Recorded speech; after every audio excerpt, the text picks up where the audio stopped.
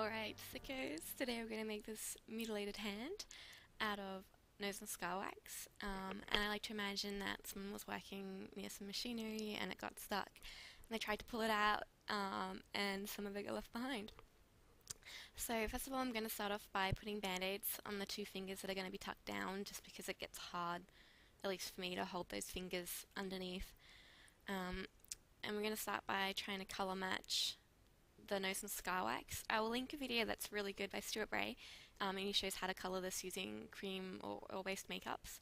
So I'm using like a palette of 5 colours that are just skin tones that are grease paint. But it's also helpful to have other colours, like if you have some purples, blues, greens, reds, whatever it is, to kind of match that one person's particular skin tones. So I also add a little bit of red face paint that I have here. But I'm still working on getting this right. I don't quite get the colour right at first, but that's okay, you can fix it later. I'm going to use a toothpick with the sharp ends cut off to attach the bone to have the bone sticking out.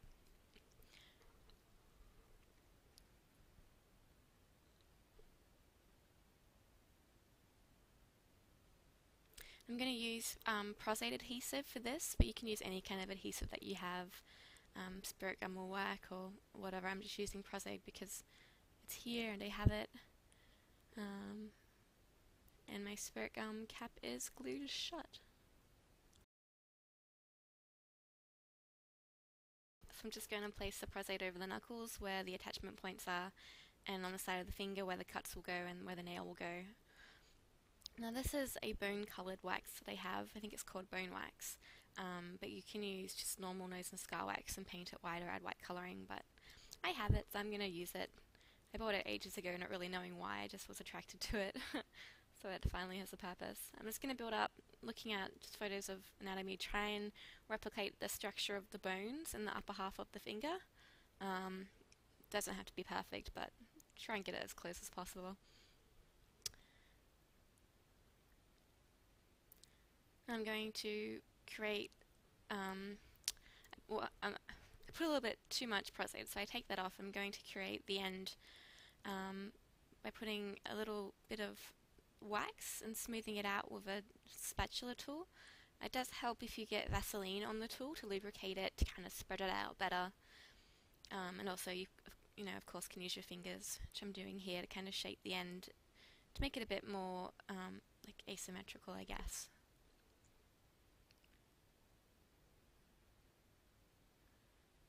Oops, sorry, that brown fuzzy thing is my head. I haven't quite seemed to find a spot where I can put the camera that my head doesn't get in the way.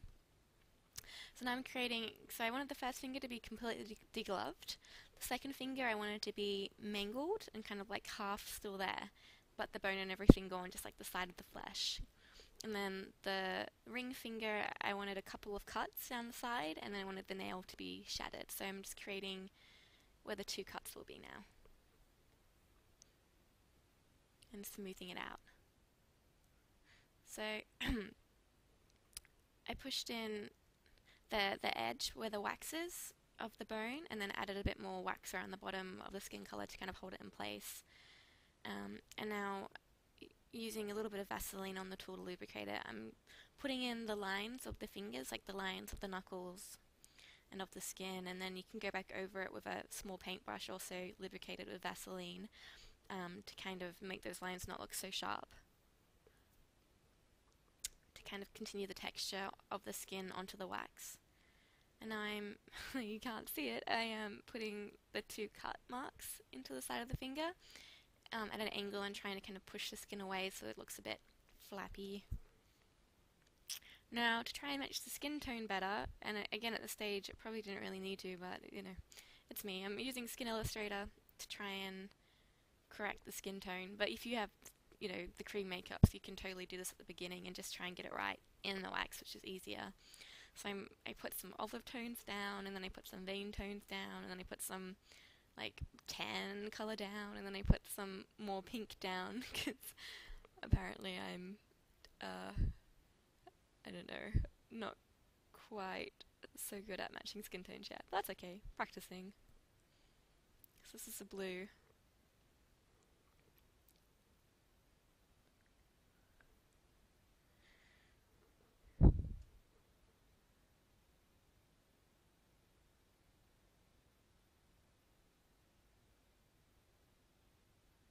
And some darker tan colours.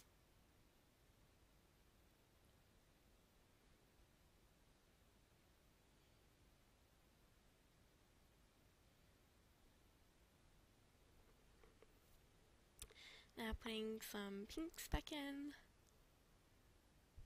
And then eventually going, good enough. Let's put some blood in there.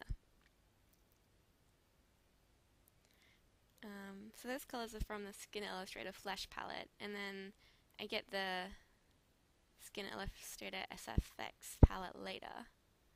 So these are just natural style acrylic nails. They do look quite feminine here, but you cut them down and cut them up and it gets better. So I'm going to first cut them down so they're as short as his nail, which takes a bit of going back and forth until it's the right height.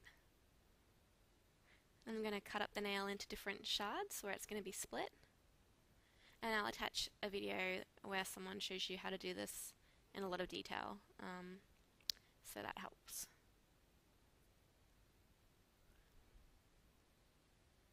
So I'm going to use some nail glue on here because the prosade's pretty much dried, and the nail glue I think works better for this. Not nail glue, eyelash glue. I'm going to put some eyelash glue in here because the prosade's dried up a bit. So now I'm using the Skin Illustrator SFX palette, or FX palette, whatever it's called, in the blood colour to try and start laying down those first blood tones in the wounds. I don't know why I do this, because honestly it ends up getting covered by a lot of the bloods and blood gels. I think my reason was that I've seen other people doing it, and if the blood kind of wears off or smudges off, you've still got that layer underneath which will look realistically red, and I do like different kind of textures and colours.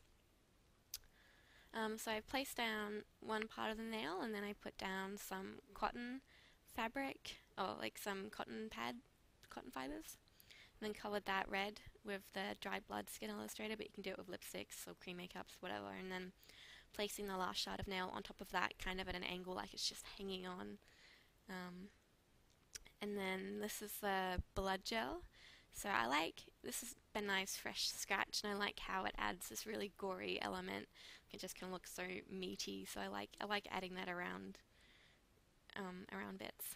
So I put it around the bone, and I put it on the half ripped off bit, and I kind of put it around the nail, but I don't think I put any on the cuts because they're going to be more runny blood. Now this is dishwashing liquid, and I'm going to put it over the wax because the wax surface makes the blood bead up in a very obvious way. So if you put dishwashing liquid either on the surface or mixed in with the blood, it lets the blood sit on the skin looking a lot more natural.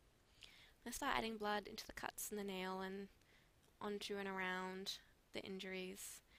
And then this is Kensington Gore by Mold Life in dark. I use a tissue to kind of smudge it around a bit, and the brush to flick it around, and I like creating different kinds of surfaces, and I like creating different kinds of textures with the blood and putting some on and then taking it back. I know I have a habit of putting too much blood on, and so you can't really see any of the work that I've done, but I just really like blood. Once you played around with the blood a bit until it looks right, then you've got the finished piece. So here are some deliciously gory close-ups. I think I like the ring finger the most. Something about split nails and that soggy looking cut skin. I don't know, it's gross. I like it. And now, because I have to take it further, here is a video of the fingers wriggling and me picking off bits of the nail and the bone. Enjoy!